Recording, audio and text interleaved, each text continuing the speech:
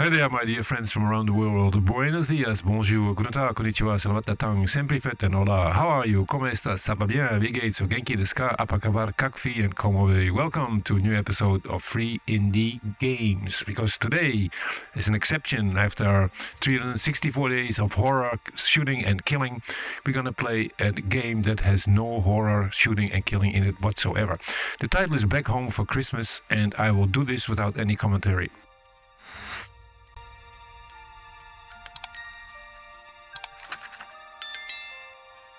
It was the night before Christmas. In a place white and cold, a cute little penguin was out for a stroll, skipping along filled with glee, filled with joy. In his flipper he cradled his favorite toy. Little did the penguin know that on this fateful day, a cold breeze, a gust of wind, would blow his favorite toy away. So he looked and he looked, his beak covered in frost. He looked up from his search and realized, oh no, I am lost.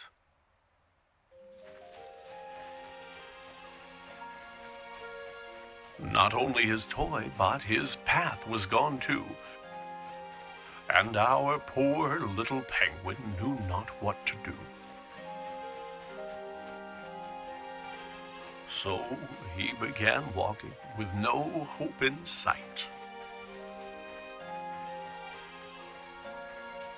Until, from a distance, he could see a small light.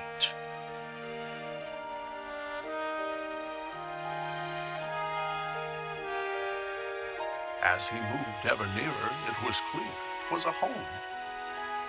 And outside, in the front, he could see a small gnome.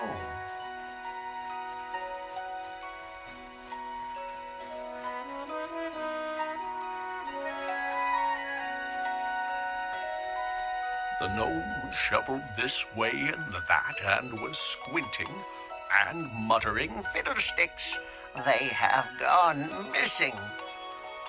He dug in the snow as the penguin, quite shy, cleared his cold little throat and said, "Mister, might I ask your help? I don't know where I am. I am lost. I can't find my way through the snow and the frost." The gnome said, "I would like to help you. I would, but my glasses are gone, and my sight isn't good.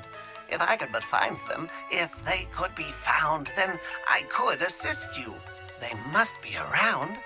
Where did you have them last?" asked the penguin, so cute. The gnome thought and answered, "While gathering fruit, I was out picking berries, and the snow, how it fell. It frosted my lenses. I couldn't see well. I removed them to wipe them, but they slipped from my hand. And now they are gone. So you must understand that were I to guide you, you might go astray. If I can't find my glasses, I can't see the way." The lost little penguin felt sympathy for the sad, sightless gnome, and he set out once more, but instead of attempting to get home in haste, he would look for the glasses the gnome had misplaced. Maybe this rock was the place where he'd find the gnome's glasses, but no, they were nowhere behind.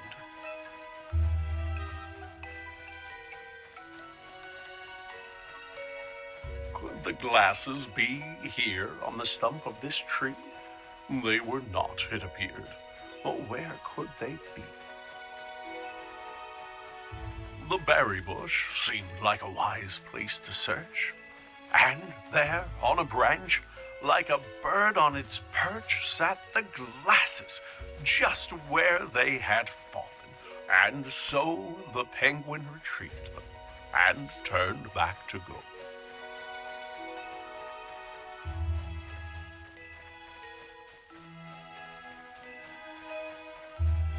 He'd get back to the gnome and return him his sight.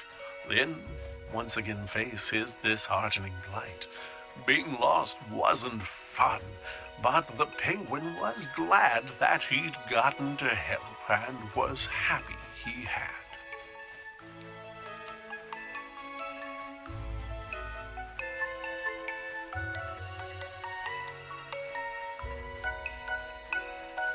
Why, you found my glasses, The tiny gnome cried. I can't thank you enough. Will you join me inside? The penguin said, Thank you, but no, for I should try to find my way home through this cold, lonely wood. The gnome said, Oh, yes, you had mentioned before that you knew not the way to your very own door. Well, now that I see, I am happy to say those candy canes there, they will show you the way.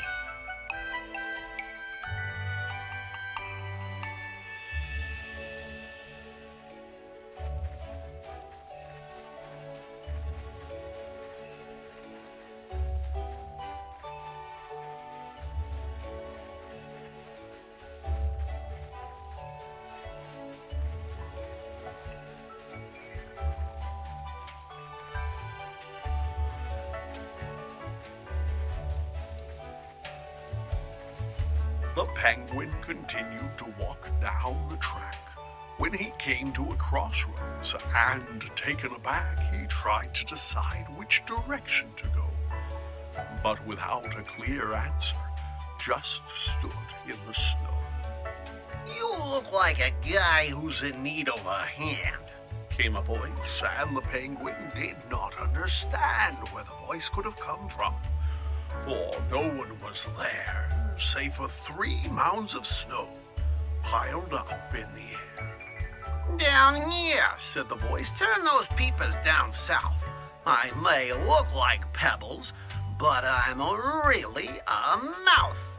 On the ground lay some buttons, a carrot, some stone, which moved as it chapped in the snow on its own. You need some guidance, Said the stones, and I reckon we can work something out if you give me a second and put those there bits that you see in their place. You get your directions, then I get my face. As a face maker, you've got impressive technique. said the snowman, And look, now we both got a beak. Much better, he said. This was a good plan. Let me take a good look at you, now that I can.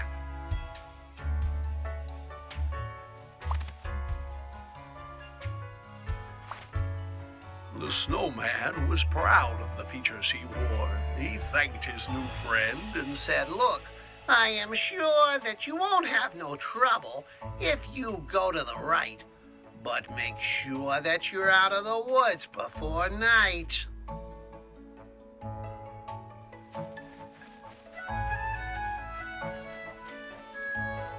The penguin did not stick around, wait, or dawdle, and set off at once, to the right with a waddle. But though he walked on just as fast as he might, soon dusk was upon him, and thereafter came night.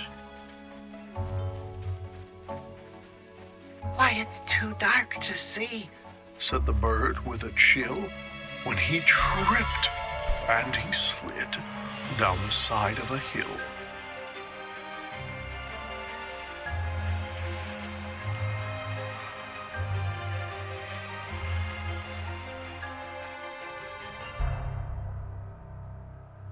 Deep in the woods, in the dark, all alone, frightened and tired and chilled to the bone, the poor little penguin, under stars bright and twinkling, was certain he heard, far away, a light tinkling.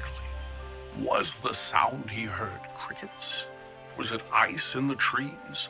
Or perhaps running water, or a lyrical breeze?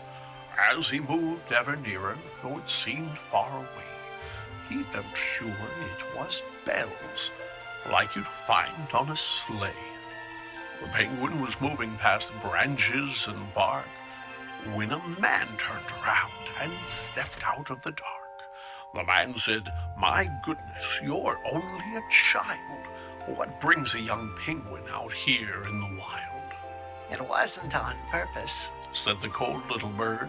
"Perhaps," said the man, "I could see you chauffeured to your home in my sleigh, for unless I am wrong, it's the next on my route, and the trip won't take long."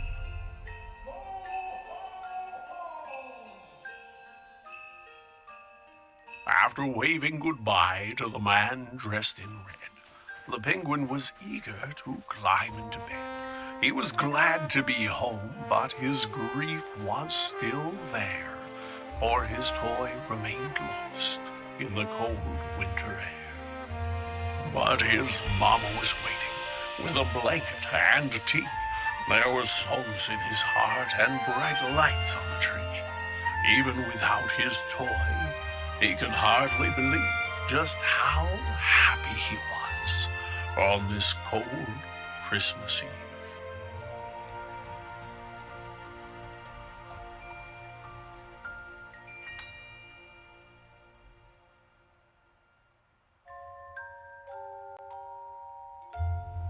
Okay, what a wonderful, peaceful game.